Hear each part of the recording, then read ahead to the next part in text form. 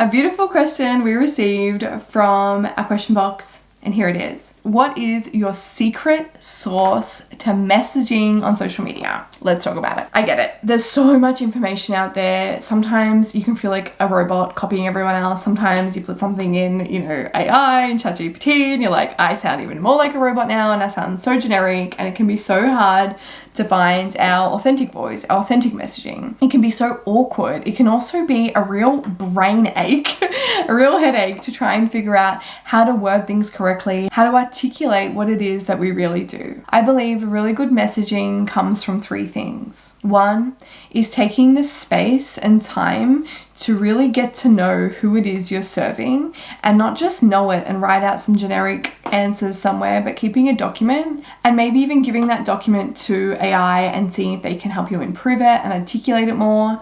I also think interviewing is a really good idea. Interviewing those ideal clients, interviewing people who you know would be really great, and seeing the words they use. A lot of the time in messaging, what I find actually happens is that we're using words you think you should use, not words they use. So we use fancy words like embodiment or, find your inner queen. Yes, these things are cool as brand slogans or brand little bits that you use, but you also want to learn how to explain what's underneath that. And a great question to ask yourself is literally, what's underneath?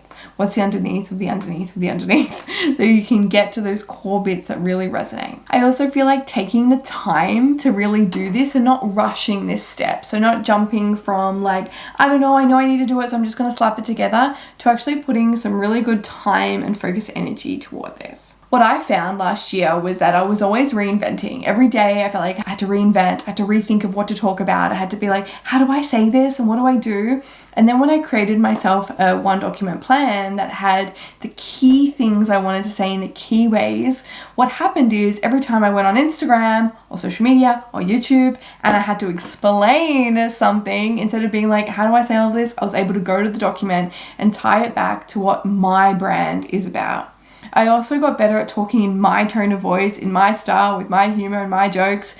But that took time, and I don't think that's easy to access immediately, especially if we're still getting to know ourselves offline. It can be really tricky to do it online. Along with this, I focused on keeping it simple. I often found that I tried to overcomplicate it, or with people I work with, I often find that they try adding all these fancy extra words when we actually just peel it down to what is that person, that real human being on the other side of the screen experiencing. It gets so much easier. And then if you want to sprinkle in some little fairy dust, a little bit of magic, and make it sound more like you can. But I always say it's easier to follow the rules and then break them later. So that means follow the strategy and the plan and then add your own spark and flavor to it afterwards. If this is actually something you're struggling with, I would say let yourself be messy with it. Let yourself be messy in the middle and slowly get more clarity.